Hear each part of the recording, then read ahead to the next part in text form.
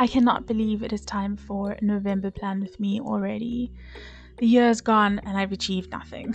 But here we are planning for November. So this month I am delving into something I've never used before, and that is gouache. So I'm just going to set up my color palette here before getting started, and just see me setting up my water and my palette and my mixings.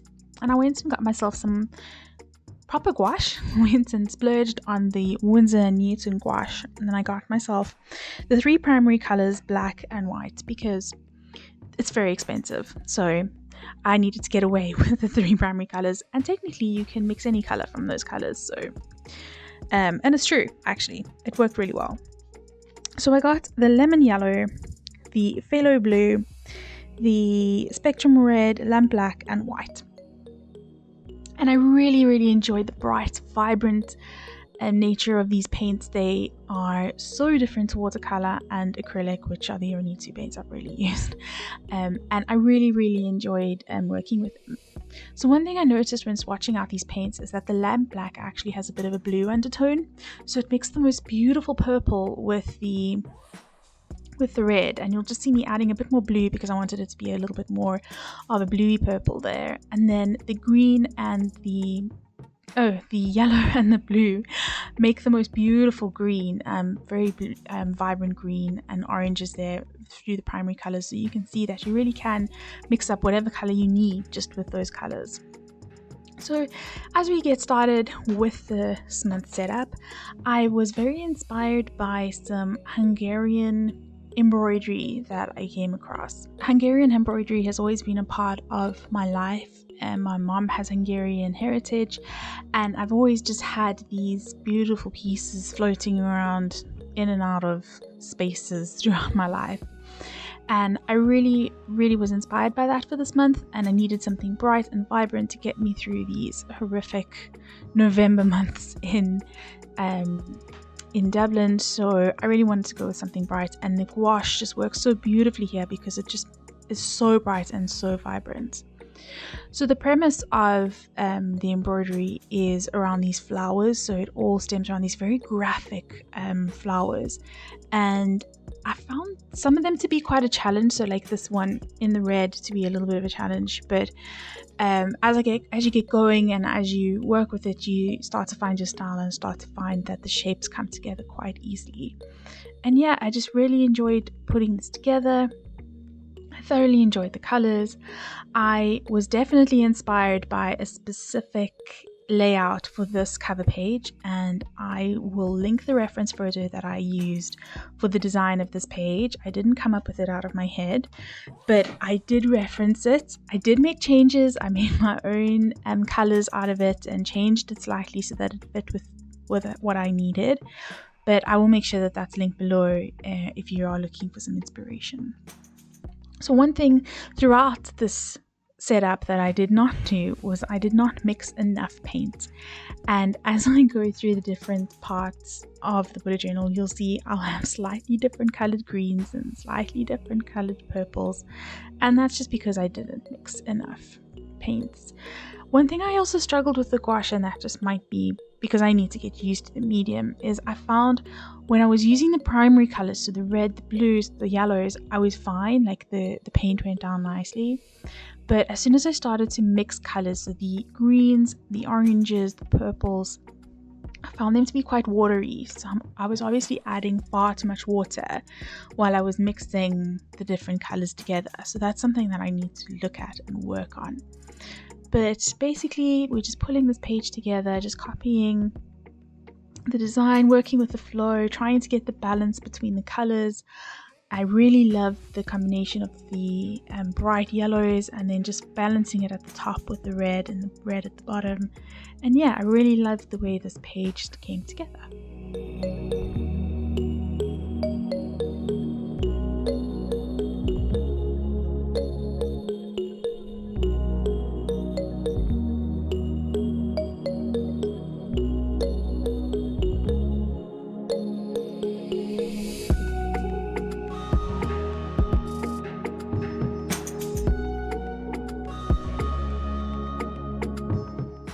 To finish off this page, I just wrote a very funky November title at the bottom, just with the faux calligraphy. I did that with a fine liner, and then just went in as faux calligraphy to fill in the downstrokes, just to make it stand out a bit more. And that really finished off this page. I thoroughly enjoyed making this, painting it, and I think it looks so beautiful. So I'm really going to enjoy my November spreads.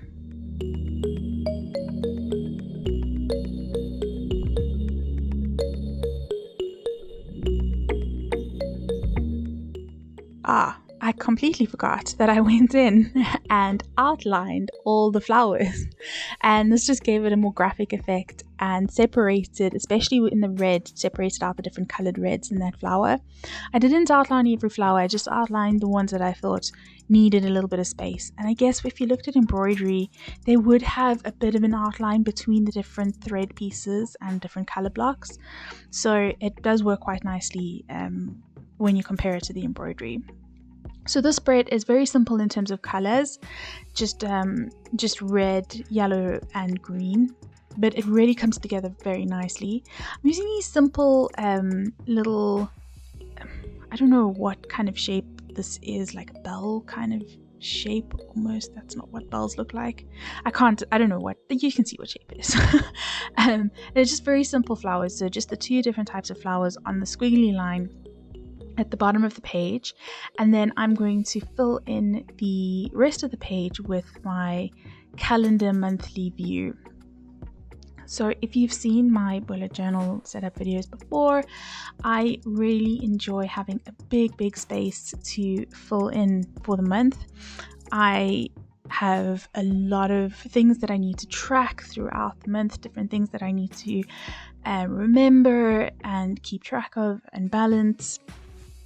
I've mentioned before that my work is very project heavy, and I use my bullet journal to help me manage that and to help me keep on track of things so that I do not miss any deadlines. So it's very important that I have big space to write on. I decided to use my bullet journal for work because while my work is very intensive and very resource heavy, I really enjoy the fact that every time I open my journal or my to-do list or anything that I'm planning for work related purposes, I have something beautiful to look at the same time, and it really keeps me inspired and motivated. It helps me concentrate. It makes me happy every time I open my journal and I see something beautiful to look at. So that's what works for me, and that's why I use it so intensively for work. It can become a bit of a struggle to set up the pages every week, but I try to keep this simple, and you'll see I'm going to keep it very simple this month. So I'm just going in again with the gel pen just to make those distinguishing pieces, and there you go, a very simple calendar. I went for a line calendar with no vertical lines. That's the word, vertical lines, and I think it came together, and it looks really great. On to the next page, which is my budget and goals page. I did a header at the top there, which you'll see me filling in with the same fine liner, and I'm not a huge fan of the headers, to be honest. I don't know, the lettering just looks really poor.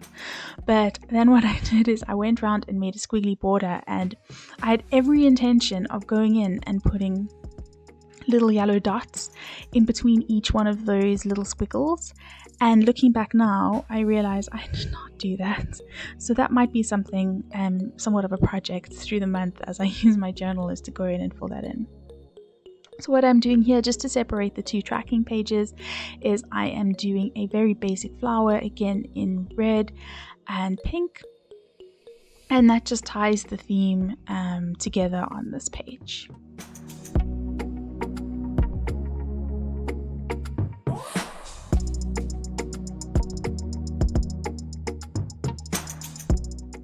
For all the painting in this journal this month, I am using the Windsor Newton Cotman No. 2 brush. I found this brush to be incredibly accurate to use. It's very small. It's not the smallest you can get, but it's very small. But it also holds enough paint that you can fill in larger areas as well, and you can get the thinner detailed lines like of the plants and the leaves. So I really enjoyed using this brush. It does take a little bit of getting used to painting such small little areas. You can't really use the brush like you would a pen, or hold it like you would a pen, and that's something that I'm still coming to figure out and how to do that. But I really enjoy this little brush. It gives me the accuracy that I need, and I enjoy using it. So you can see I just made a little pink flower at the end there, and just by mixing in a bit of white or a little bit more red or whatever colors, you can make the colors lighter and darker. And I was quite amazed at how much I could achieve just with those 3 tubes of paint. So if you're starting out, or if you're just getting into things, you don't need to go and buy those big sets of colors. You don't need every color under the rainbow. You literally can make everything you need just from these 5 paints that you can buy. And it's great fun. You get to learn your colors, you get to learn your color wheels, your color theory, you get to figure out what makes what, and it really is a bunch of fun. And it's so cool to see the colors literally change in front of your eyes from yellow and red to orange. It's so cool. Science, so awesome. So I'm just going in to finish off this little flower and just putting in the white jelly marks, and that's this page.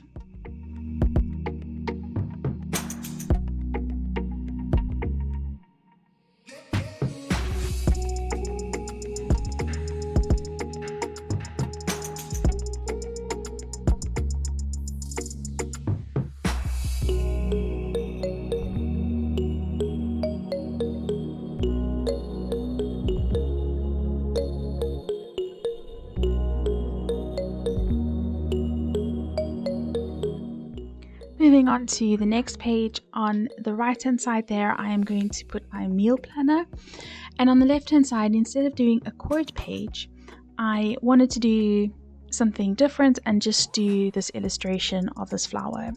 So I found a pillow reference actually, and I will put a link again at the bottom for the reference for this design. And that is what I used as inspiration for this page. There's no quote, there's nothing special about it really. It's just an illustration, stylistic, a little bit more stylistic than the traditional Hungarian embroidery, but I really enjoyed putting it together, and it was quite relaxing to paint this. So this one has a bit of an orangey red kind of feel. You can see me putting in flame petals on the side of it. It's almost like, it reminds me a little bit of a protea actually, the shape of this flower, and I quite like that. I didn't really like that yellowy orange there, and I went in and just made it a little bit more red. I just felt it was just looking a little bit too yellow, so I needed to make that a little bit more orange, which you'll see me doing there. And it's just about adding in the different elements. It's like the flowers opening up and then adding in the leaves. Very stylistic, but I really enjoy doing this one. I think it looks really cool, and it's just a nice thing to look at every time I plan my meals.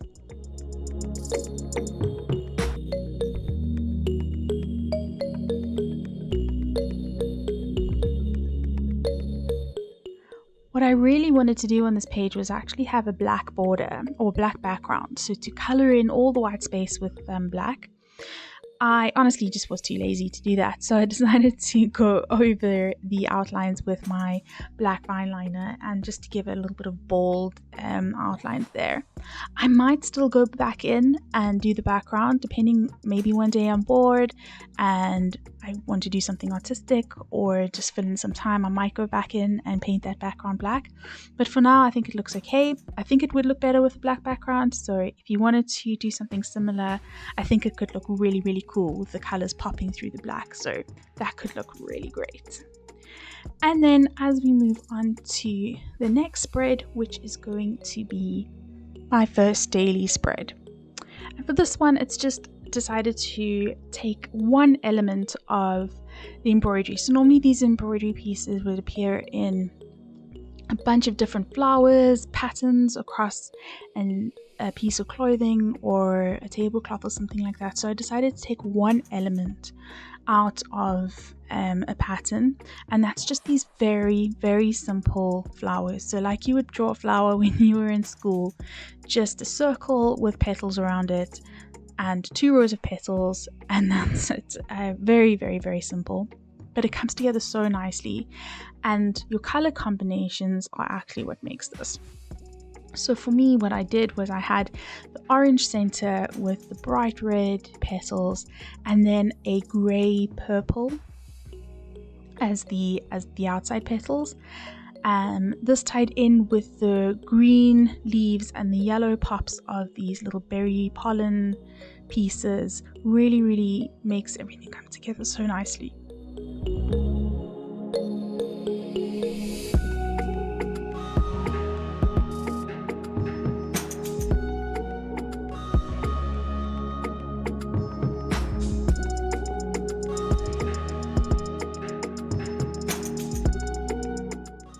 I really like having a calendar on all my weekly spreads, this so that at a glance I can see any dates in the future that I need to without scrolling back and forth in my journal. And then to divide the page up into the 5 days of the week, I don't set up space for weekends because I don't normally work on a weekend. So to divide it up, I just took that orange and yellow and created the different spaces, and I used this in gouache because it was just so bright and I thought it looked so cool. And you see me there, I just took my white gel pen because I went over the edge of the page when doing that line, and that's something that you shouldn't be afraid of, making mistakes in your journal. It's your journal. You're the only one who really knows if it's a mistake or not. You can usually fix it with the white gel pen or a little bit of whiteout tape or Tipex or whatever you call it, and you can fix that. So carry on, don't be afraid, stretch yourself, and if you make a mistake, everything's fixable. So just to finish off the page, I took the white gel pen again just to define some of those flowers, and this is just a fun, vibrant page for the first week of November. So thank you so much for tuning into this plan with me. I hope you have some inspiration. Overall, a very simple theme, very vibrant, very fun, and it really makes me very happy to look at. So I hope you feel inspired. I hope you are not overwhelmed with the fact that we're already in November and have achieved nothing, but at least we've got beautiful bullet journal spreads to look at. So thanks for watching, and I'll see you next month. Cheers!